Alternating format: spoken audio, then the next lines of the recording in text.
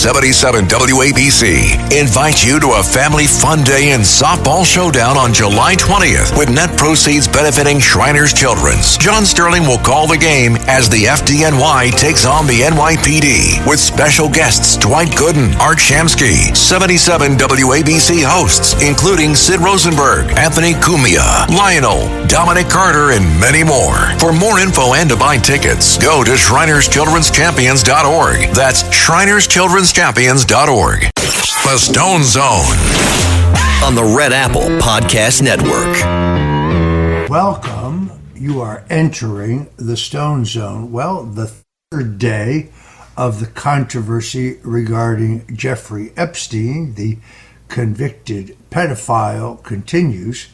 I have to admit that not since the election of President Donald Trump have I seen this much discontent among the MAGA base and his supporters. My phone is literally blowing up with phone calls and text messages from people who are deeply disappointed in what many of them view as a cover-up. I wrote a book in 2015, The Clintons' War on Women. The longest chapter in the book is chapter 7, entitled Orgy Island, in which I laid out all of the criminal activities of Jeffrey Epstein. I told the story from the beginning when the Palm Beach City police chief, Michael Ryder, got a call from some parents of a little girl who came home from school with $500 in her lunchbox. And they said to the child, "Honey, where did you get that money?" And she said, "Oh, I got it from the man in the big house." And they said, "Well, why did he give you $500? And she said, "Because I touched his pee-pee." They immediately called the police, and Michael Ryder, the police chief, who is an honest man, launched an immediate 6 months undercover investigation into the high-flying billionaire financier, Jeffrey Epstein. At the end of that investigation, Chief Ryder gave the state's attorney in Palm Beach County evidence to indict Jeffrey Epstein on 33 counts of child sex trafficking and 33 accounts of statutory rape. Then Ryder was shocked when the state's attorney turned around and charged Jeffrey Epstein with 1 count of solicitation. That's like walking into a bar and soliciting a hooker. It's a slap on the wrist. Then the chief knew something wasn't right, knew that the state's attorney had either been threatened or bribed. In the meantime, Jeffrey Epstein had hired a all-star team of criminal defense lawyers, including Alan Dershowitz, Leon Black, Gerald Lefcourt, and others. They negotiated the slap on the wrist that Epstein received. He ultimately got a 18-month sentence, of which he only served 15 months, and he was the only prisoner convicted of sex crimes in the history of the state of Florida to serve his sentence in the newly renovated and air-conditioned Palm Beach County Jail, where he was only required to be in jail from, let's see if I can get this right, from 10 o'clock at night until 6 o'clock in the morning. Otherwise, he was free to go about his business. In fact, the Palm Beach County Sheriff's Office provided an SUV and a security detail for him during the day. It is extraordinary to me that we're now being told that there's no evidence that he engaged in child sex trafficking. There's no evidence that he was blackmailing anyone. There's no evidence that he was working for a government agency. Why? Because that's simply not true. We have the document produced by Laura Loomer and others that shows that he reached an agreement to become an informant for the FBI, and that they were willing to look the other way on his child sex activities if he would become an informant regarding corruption on Wall Street. We have the comment of U.S. Attorney Alexander Acosta, who reviewed the state charges in Florida after Chief Ryder complained that the state prosecutor had either been compromised or threatened. And it was Acosta who, when he went for confirmation hearings in the U.S. Senate after being appointed the Secretary of Labor, who said that he had been contacted by the CIA when he was reviewing the Epstein case and told that Epstein was a CIA asset, and that he should just rubber stamp the state case and then seal it. It's only because of a valiant 3-year legal battle by the Palm Beach Post that the details of Epstein's Florida case are known to us.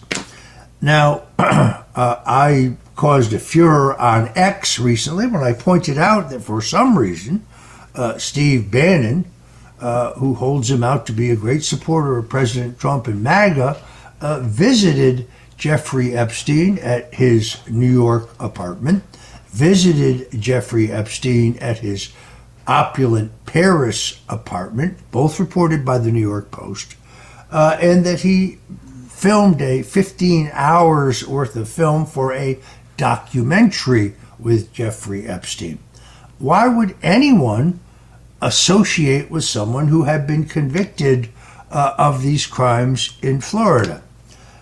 Meanwhile, Kash Patel, for whom I have the highest possible personal regard, and Attorney General Pam Bondi, suddenly now insist that there's no evidence that Epstein was engaged in the activities that he was charged with in July of 2019 in the Southern District of New York.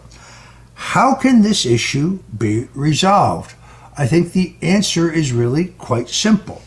Attorney General Bondi needs to direct the interim U.S. Attorney for the Southern District of New York to move in federal court to unseal the grand jury testimony that got Epstein indicted on 2 charges. The first charge was committing child sex trafficking. The second charge, conspiracy to commit child sex trafficking. By the way, the conspiracy charge requires other conspirators. One cannot conduct a conspiracy all by themselves.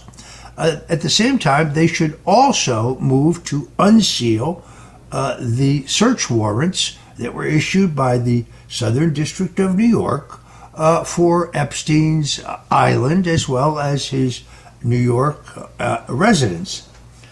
Why are these materials sealed? Well, the prosecutor in the case, Maureen Comey, who just happens to be the daughter of former FBI Director James Comey, has sealed them or asked the federal court to seal them. President Trump could clear the air very quickly by asking a federal judge in New York to release these sealed documents. If a Democrat-appointed judge, a judge appointed by either Joe Biden or Barack Obama, refuses to unseal those documents, well, that would tell us just about everything. In the meantime, I must tell you I find personal satisfaction in the fact that a new report by CIA Director John Radcliffe proves that the Russian collusion hoax, in which I myself got jammed up when they tried to frame me, simply because I have my 50-year friend of President Donald Trump and because I refuse to testify falsely against him. You see, after Robert Mueller spent $30 million on an investigation in which he had unlimited budget and unlimited federal jurisdiction. He could look into any crime he wanted to, very rare in the case of a special prosecutor, special counsel. The special counsel law had actually expired, so Bill Barr gave him extraordinary powers to poke into anything he wanted to. After they looked at all my financial records, my tax returns, and could find nothing, after they looked at all my emails, all my text messages, all my phone calls, and they could find nothing, they ended up charging me on the convoluted claim that I had lied to Congress under oath regarding the Russian collusion that never actually happened. How does one lie about something that never happened? I made some misstatements in my testimony, but to violate the False Statements Act, your false statement has to be willful, and you have to be covering up some underlying federal crime. My testimony is innocuous. It did neither one. No, the idea was to pressure me to testify falsely against President Donald Trump because they had come up empty-handed in their efforts to find any evidence of Russian collusion.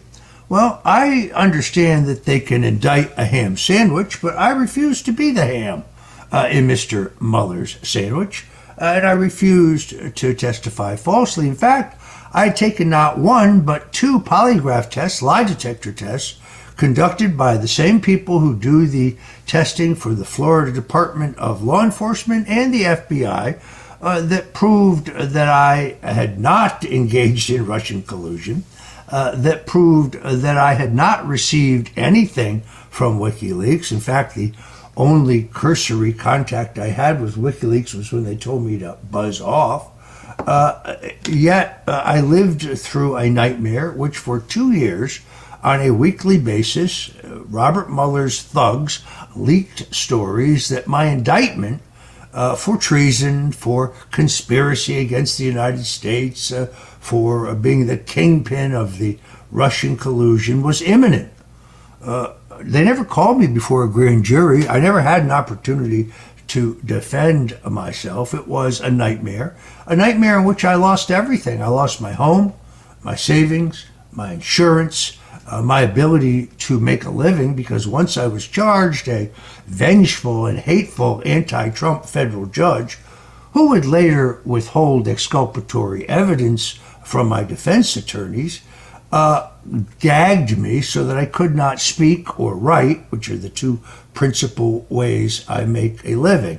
Now, this new report by CIA Director John Radcliffe proves that the whole thing was a fugazi, that John Brennan, the corrupt CIA director, pushed to include in the Intelligence Community Assessment Report to Barack Obama the so-called Steele dossier.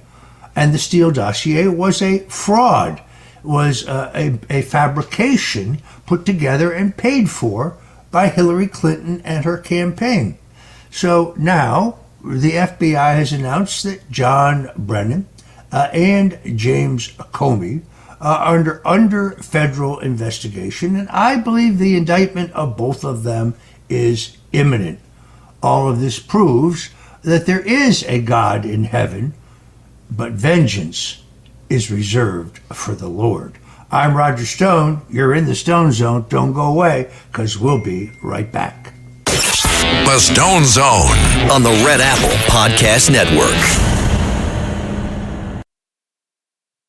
77 WABC invites you to a family fun day and softball showdown on July 20th with net proceeds benefiting Shriners Children's. John Sterling will call the game as the FDNY takes on the NYPD with special guests Dwight Gooden, Art Shamsky, 77 WABC hosts, including Sid Rosenberg, Anthony Cumia, Lionel, Dominic Carter, and many more. For more info and to buy tickets, go to ShrinersChildren'sChampions.org. That's ShrinersChildren'sChampions.org. Meet the most capable CRV Honda has ever dreamed of. The all-new CRV Trail Sport Hybrid. With all-terrain tires and available enhanced traction control, it's built for wherever the day takes you. Heated front seats and a heated steering wheel, ideal for winter drives and crisp early starts. And with generous cargo space, it's ready for big gear and even bigger getaways. The CRV Trail Sport Hybrid. Learn more at honda.com/CRV. Going on vacation? We're here for it. With kids who turn a back seat into a courtroom drama over whose tablet is louder, whose charger is faster, and why watching the same cartoon for the 100th time is a human right? Yep, we totally have vehicles to handle that. Because whether it's a road trip or a business trip, where your flight's delayed, your phone's at 2%, and your dinner, whatever's open, yeah, here for that too. Enterprise, we're here for it. This episode is brought to you by Blink, an Amazon company. Think you're ready for Prime Day? With up to 50% off Blink Smart Security, you will be. With crisp HD video, real-time alerts, and two-way talk, you'll know the moment your packages arrive. Save big on Blink Smart Security, starting at just $19.99 with the Blink Mini 2 plug-in camera. Shop now at amazon.com/blink.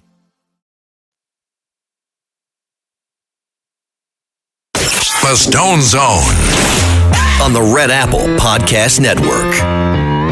And we're back in the zone. Joining us shortly is Lee Smith. He's the New York Times best-selling author of The Plot Against the President.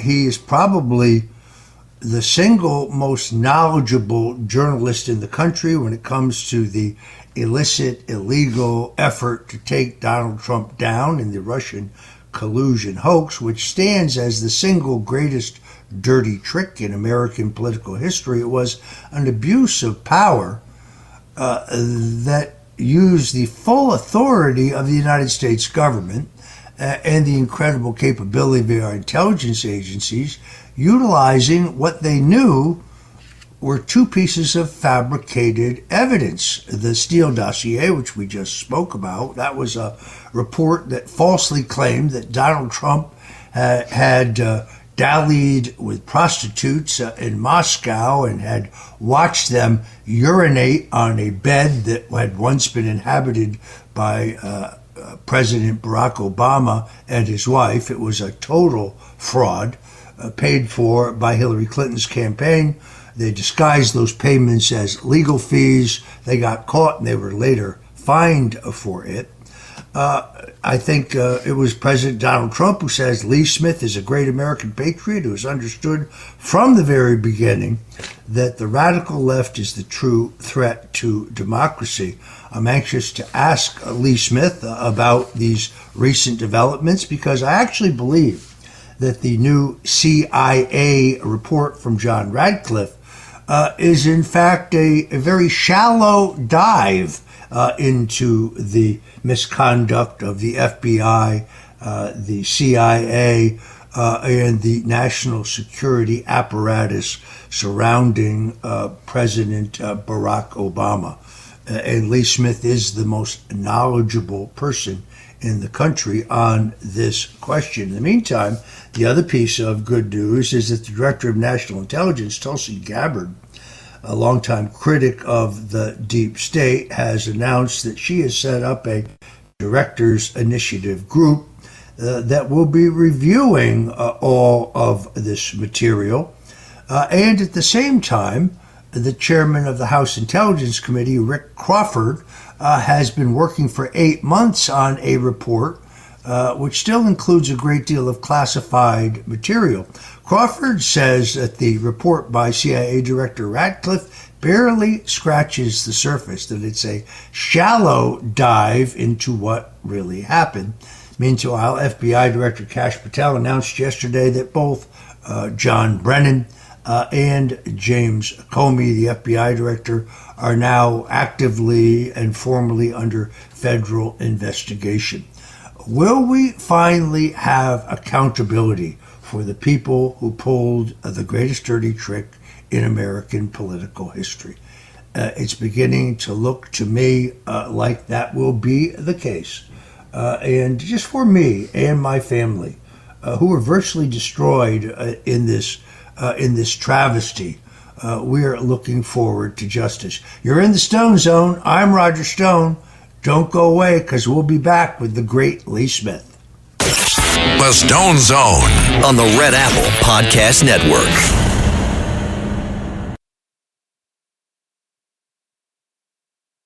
Amazon One Medical presents Painful Thoughts. I've been on hold to make a doctor's appointment for 23 minutes now. The automated voice has told me 47 times that my call is very important to them.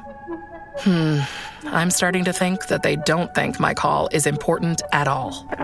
With Amazon One Medical 24/7 virtual care, you'll get help fast without having to remain on the line to make an appointment. Amazon One Medical. Healthcare just got less painful.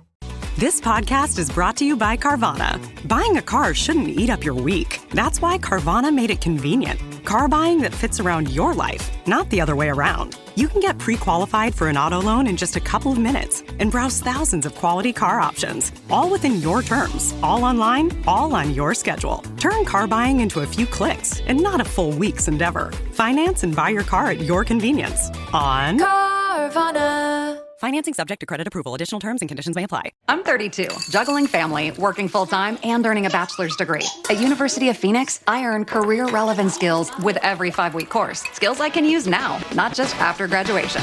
Earn skills in weeks, not years. Visit phoenix.edu. This episode is brought to you by Buffalo Trace Distillery. Powerful yet smooth. Contained but never tame. Proudly going their own way, but never going alone. This is the spirit inside Buffalo Trace Bourbon. Made at Buffalo Trace Distillery, the world's most award-winning distillery. Buffalo Trace is always perfectly untamed. Distilled, aged, and bottled by Buffalo Trace Distillery, Franklin County, Kentucky. 90 proof, 45% alcohol by volume. Learn more at buffalotracedistillery.com. Please drink responsibly. The Stone Zone on the Red Apple Podcast Network.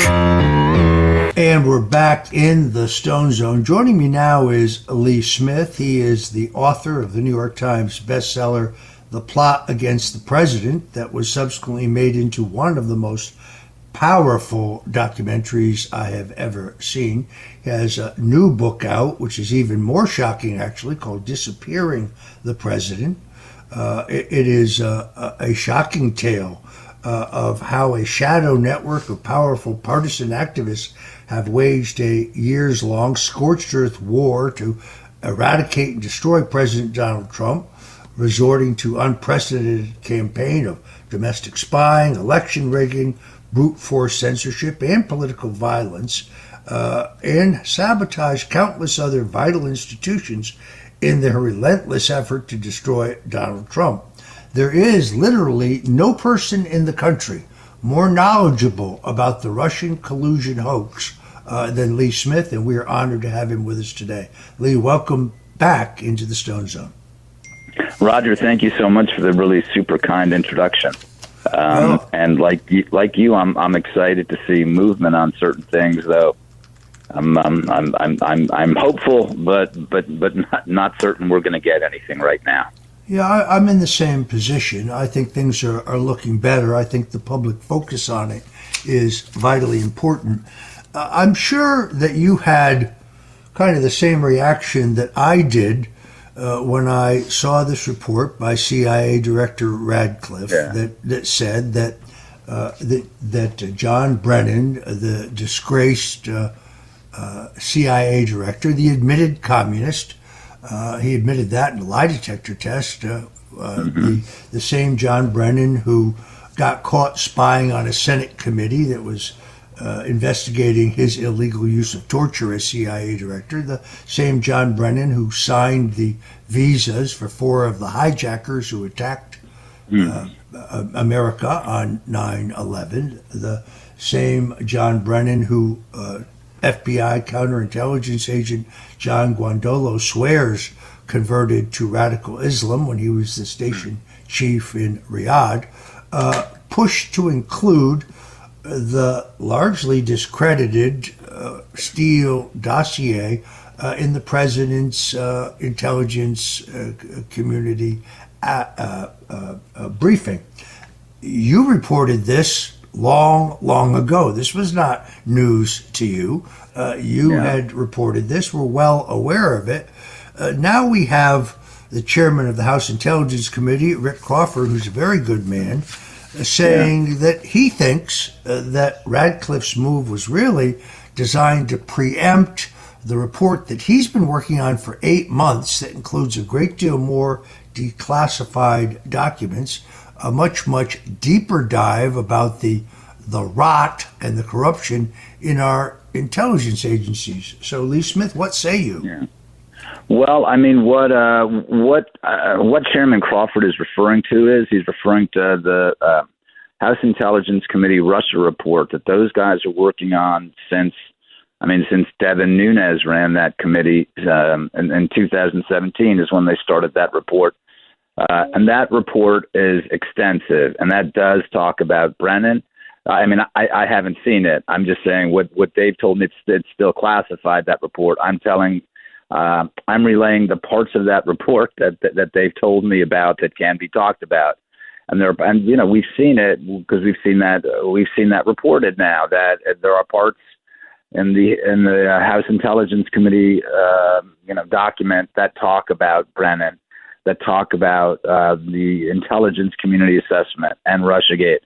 Now, I don't think that. I think that Director John Ratcliffe is a good guy. I think he loves Donald Trump. He supports Donald Trump. So he's not trying to do anything underhanded.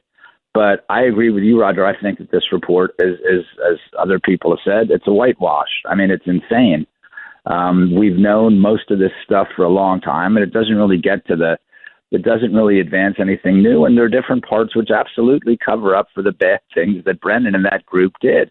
I mean, there are just some astonishing things. I really have to hope that your great audience, your listeners, are welcome to look it up and check it out. But we all have more important things to do with our lives. So I'll just say the sort of ridiculous things it's saying, stuff like, oh yeah, it's still a robust document using proper sourcing. I'm like, this is just insane the way that these bureaucrats talk about each other.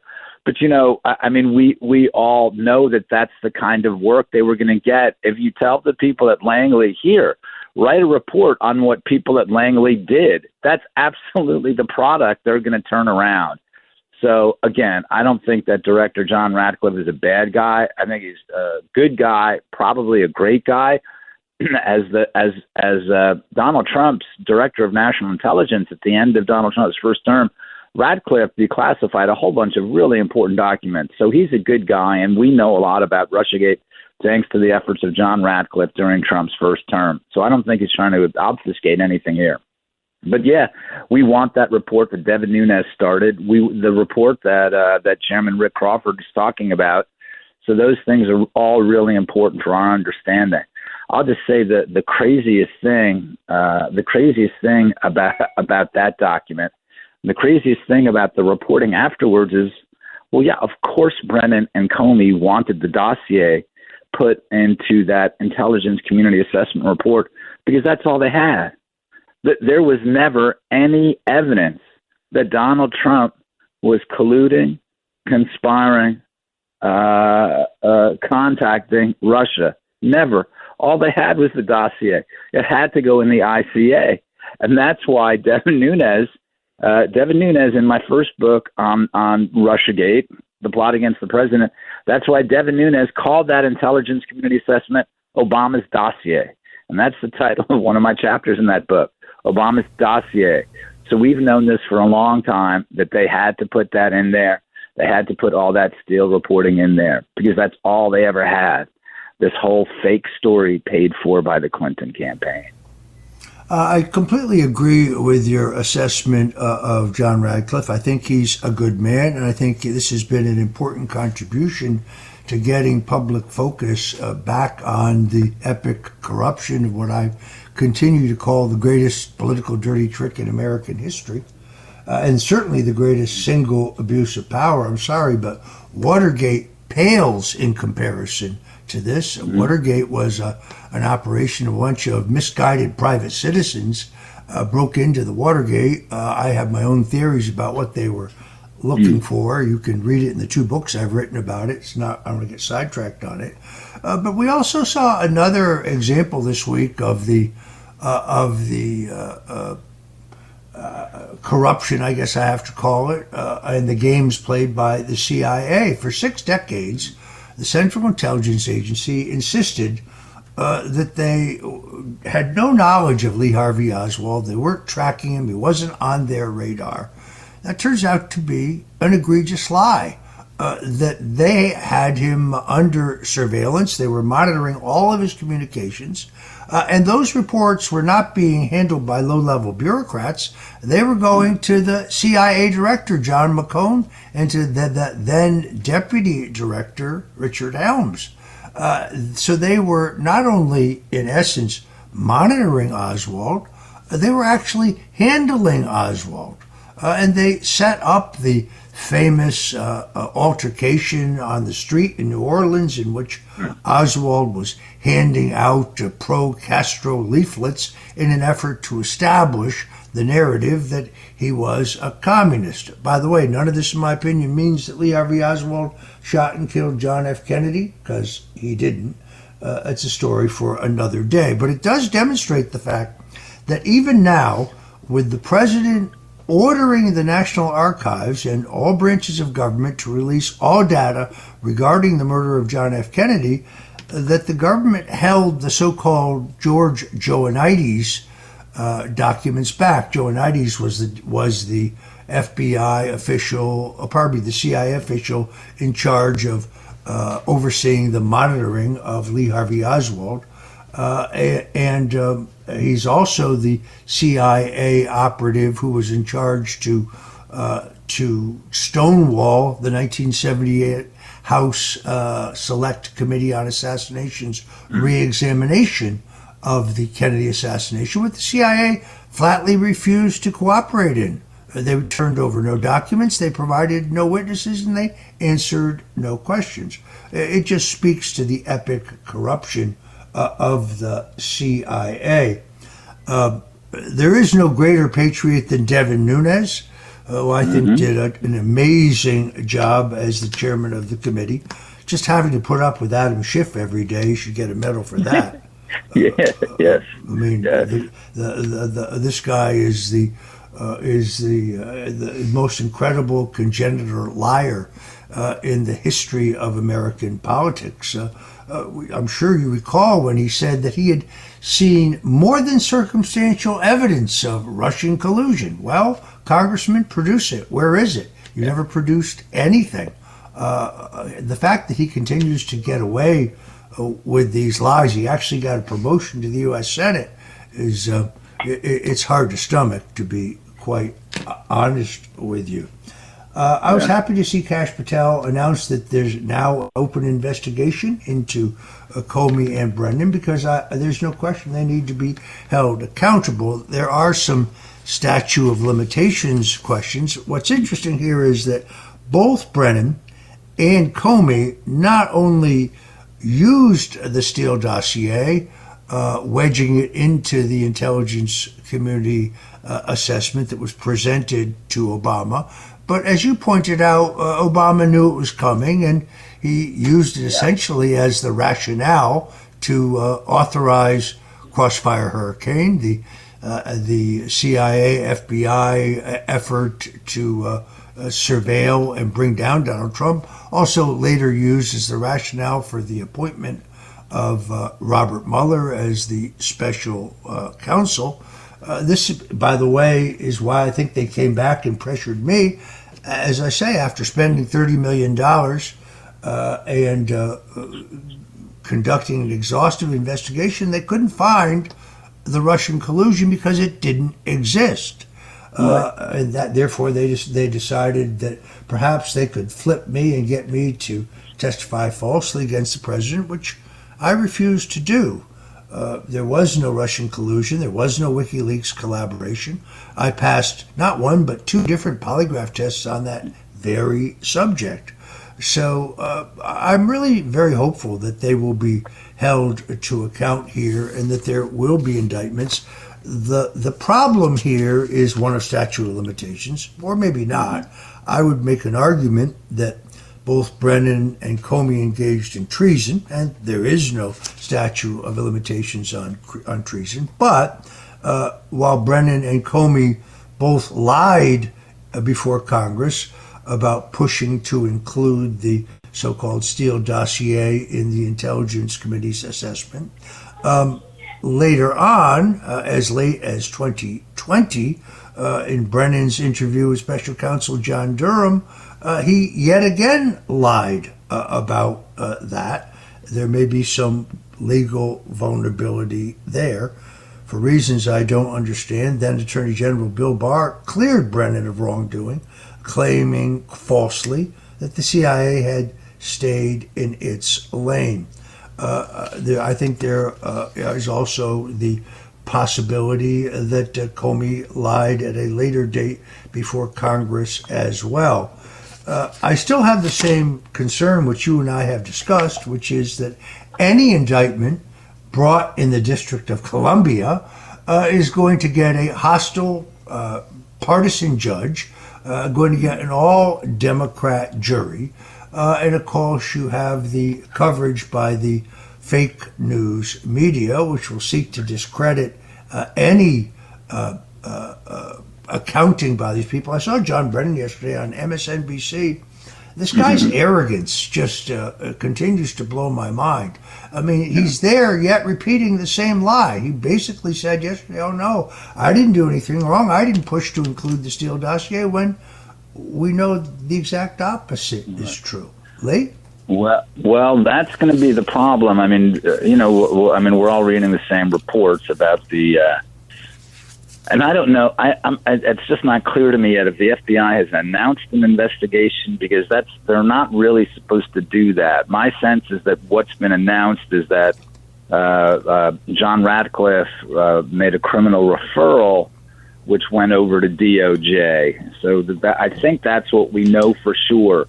I've seen reports that there's an FBI investigation now, but that might be racing a little bit ahead. But definitely Ratcliffe made a referral, for an investigation over at DOJ, FBI.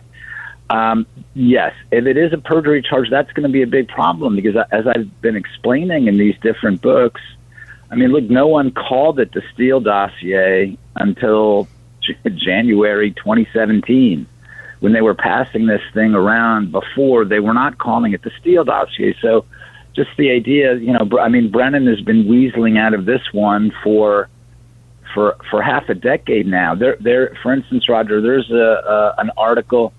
I know all the press reports inside out. I have all the dates. It's June 23rd, 2017, Washington Post. What the story is about, it's about how John Brennan put the Steele dossier on Barack Obama's desk, right? That they sent it over. I mean, did it really happen? I don't know. But John Brennan is the source for the story. It was published in the Washington Post, but it's never referred to as the Steele dossier in there. So the idea that Brennan, that Brennan somehow is going to get in trouble because he said he didn't put the Steele dossier in there, it doesn't make sense to me. They never called it that, right? The way that they thought of it in an entirely different way, and they were very careful.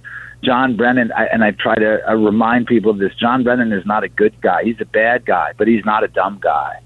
And this is something that, Congressman Nunes and then Chairman Nunes, repeated again and again. He said, look, Brennan is a very slippery guy. These guys are not dummies. They get to the head of these agencies and these institutions by being more clever as bureaucrats, right? Not by being more patriotic, or not by necessarily being the best at their jobs, but by being more skillful bureaucrats who know how to use paperwork. So the idea that they're going to catch Brennan on this, on a perjury charge, I don't see it. I think there probably are different things. And you mentioned before when Durham went to Langley to interview Brennan in August 2020, I think that there are different things that may have happened while Brennan was preparing for that interview, perhaps even in the aftermath. I'm hoping that DOJ and the FBI looks at that period. But I think the 2017 period, again, I can't speak to the statute of limitations, what it is exactly for every charge and how it might be extended. It just seems to me that there are different places that if they're looking to hold John Brennan accountable for what he did, it seems to me that maybe the preparation for that intelligence community assessment is not going to provide a lot of leads. But that August 2020 meeting or interview with John Durham may be fruitful. All right, we have to wrap it there. I want to thank our guest, Lee Smith, the great Lee Smith. I urge you to check out his book, Disappearing the President, the New York Times bestseller. Whatever you do, don't touch that dial, because we'll be right back. The Stone Zone on the Red Apple Podcast Network.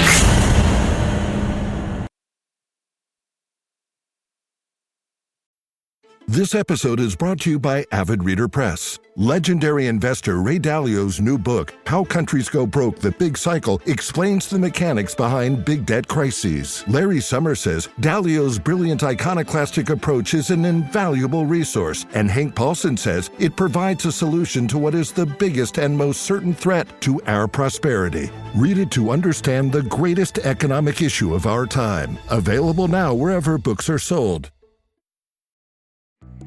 Ray-Ban Meta glasses are powered by Meta AI, so you can get real-time answers. Hey, Meta, how bougie is Jade Garden? It's a trendy spot. What's a color that pairs with this top? Consider dark, earthy colors, charcoal or black. What are some good first date topics? Consider discussing favorite travel destinations or your favorite books. Get suggestions, inspiration, and answers from your glasses. Ray-Ban Meta glasses. Iconic style meets Meta AI.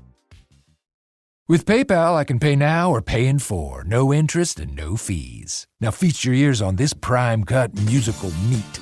You can pay your own way. Don't just pay, PayPal. Subject to approval, eligibility varies. Learn more at paypal.com/pay-in-4. We see you getting after your fitness goals. But what about those money goals? You can count on Credit Karma for a clear view of your finances and your progress, helping you see results so you can keep checking off those financial personal bests and find your way to money. Progress never felt so good. Intuit Credit Karma. Karma you can count on. Download the app today.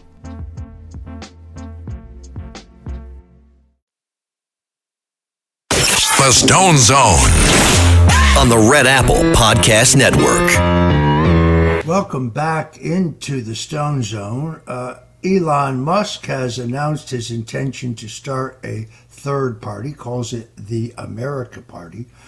Said yesterday he's going to pitch the party around the administration's lack of full disclosure regarding Jeffrey Epstein. In all honesty, I don't believe that is an issue.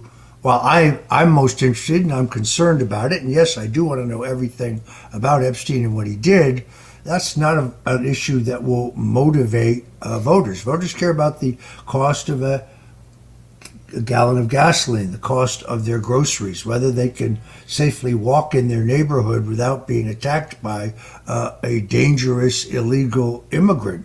I also think that Elon Musk is going to find that getting a third party on the ballot is much, much more difficult than he thinks. Sure, he has plenty of money for the petition process, but collecting signatures for a concept rather than for a candidate, as you would do in a presidential year, will be much, much tougher than he thinks. He may not remember this, but Donald Trump thoroughly explored running as a third-party candidate in 2000 when his fellow billionaire Ross Perot urged him to run as the Reform Party candidate, he took a hard and serious look at it, and then he ultimately concluded that one could only be elected President of the United States as either a Republican or a Democrat. I'm Roger Stone. You've been in the Stone Zone. Until tomorrow, God bless you and Godspeed. Thanks for listening to The Stone Zone with Roger Stone. You can hear The Stone Zone with Roger Stone weeknights at 8 on 77 WABC. If you like the podcast, share it with your friends and listen anytime at WABCRadio.com and download the WABC Radio app. Hit that subscribe button on all major podcast platforms. Plus, follow WABC on social on Instagram, TikTok, Facebook, and X. See you next time for a new episode, so you never have to wonder. What the heck is going on here? 77 WABC invites you to a family fun day and softball showdown on July 20th with net proceeds benefiting Shriners Children's. John Sterling will call the game as the FDNY takes on the NYPD with special guests Dwight Gooden, Art Shamsky, 77 WABC hosts including Sid Rosenberg, Anthony Cumia, Lionel, Dominic Carter, and many more. For more info and to buy tickets, go to ShrinersChildren'sChampions.org. That's ShrinersChildren'sChampions.org.